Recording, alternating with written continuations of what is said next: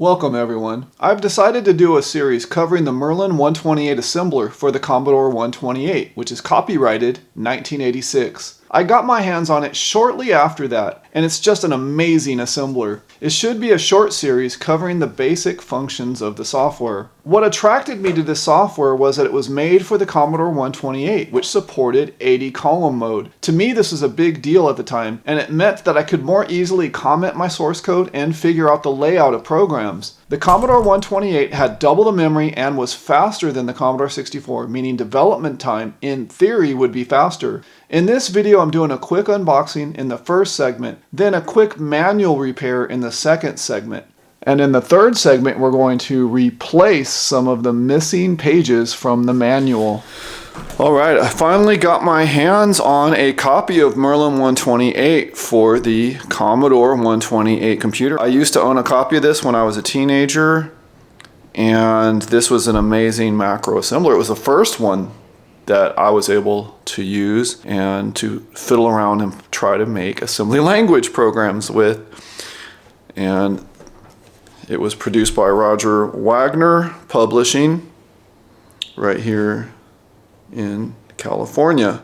I haven't been able to find a copy or even a photograph of this software on the internet. I was looking all over the place. It's very hard to even find pictures of it, but now here it is. And so I was trying to remember how it was packaged and that sort of thing. And if you see on the back of it here, it's really nice given the details of the software and all the features. We're going to dive into this and see if we can't figure out some of these programs and use some of these features in upcoming segments or videos. Now let's take a look inside the box, what came with it. Now I'm not entirely sure, but I am thinking that this may not be a complete copy. It does have the diskette here, the Merlin 128 diskette, which when I was using this, I used with a 1571 disk drive. Then it has the instructions, and then my copy here had some issues here with the pages not being in the binding, which I think should be easy enough to repair, to fix. And the reason why I say this may not be 100% complete is because I do have another copy of the instructions here. And in that set of instructions, it does have this registration or warranty or card right here that you can mail in. But I mean, if that's the only thing that's missing, that's not a huge deal. I would imagine they may have even separated this to get that registration out of here so that they could mail it off, I'm assuming, or without tearing it out. I'm not sure. All I know is it came like this. And it's nice that I do have this manual, and then also it's missing the back page. So if we look at it, you got this quick print, but on the back side we have that same card. Same one, but we're missing the back page here. But I was happy to find it, at least get the box, and it's easy enough. If I want, I could switch out the manual to make this a complete copy. So really this is just a pared down version of what's on the back of the box. A lot of the features that's on the back of this box right here. So anyway, that is kind of my unboxing of Merlin 128, and I was very excited to find the boxed copy, even though it does have some issues with the manual.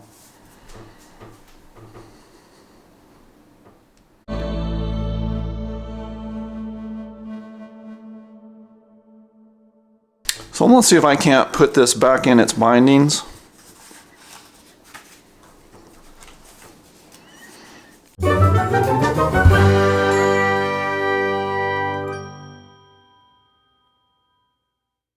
Okay, so since there's a small tear in this one right here, what I was going to do is use my document repair tape. It's not foolproof, but it's better than nothing. And I bought this off Amazon. It's not the greatest, but it should work for a simple job like this. I've used it in other videos. I just want to make sure there's no other tears. Yeah, so we're good there. And then on this one, should be good. And on the cover, is that a tear? No, no tears. Okay. So I'm going to pull it out, and then I'm just going to use some scissors and try to cut a small piece of this off and make that repair. Okay, so I got it started. I'm going to cut off a piece.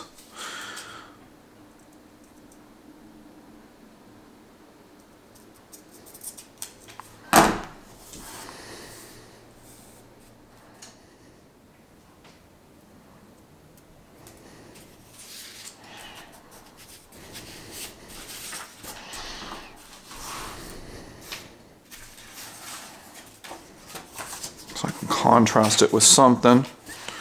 Do it right on here on the Merlin 128.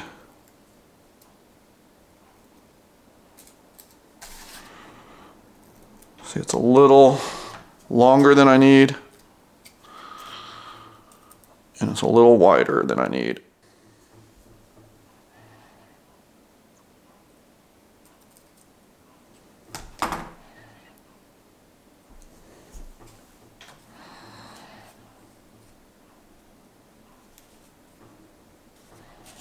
Here we go.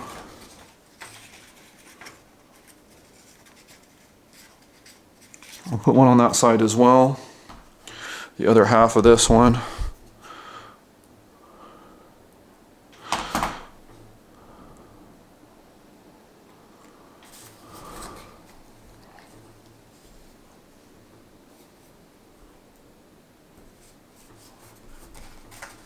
Okay.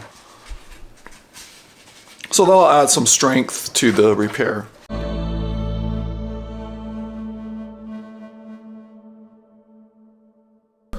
Alright, in this segment I decided to go ahead and try to reprint the missing pages, the warranty section and the final page on the back side. And I went and bought this paper right here, this Astro Bright at Walmart, and it was about $5, and printed it over at my brother-in-law's house on different shades. I really needed white. I needed a thicker piece of paper.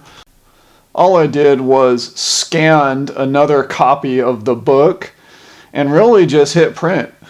We printed a few low quality copies, and then we printed some in color. And what the tricky part was making sure that that warranty or register card was on the same on both sides of the sheet. And then now the next part was to find a tool that would punch those holes in the paper for the binding. And that's where this tool came in. I ordered it on Amazon, and it had about 6 or 7 different sizes that you could use, and they're oblong. Believe me, I was having a really hard time trying to find the proper size, or just a hole punch in general that would punch oblong but not too wide or too tall. And so this tool here came in handy. I ordered this set because it was relatively cheap, but it was actually designed for leather hole punching. So I just thought I could use it to punch paper as well, just for this small project. All the other tools I was looking at were very expensive.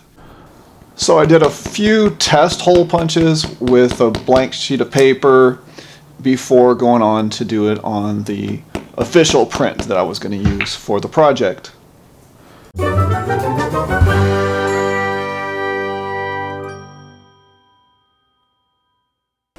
I then cut the paper to size using one of the official pieces out of the book as a template. And then from there, I had to go on to rebind it and put it back into the manual. And I was pleased that it did fit in there pretty well. There was a slight sizing issue with the registration card, but this was a very tedious process of putting the pages all back into the binding, and it has to be done in a very particular way, and I think I did this about 2 or 3 times before I finally got it right, or at least close to being right. At least it's acceptable to me.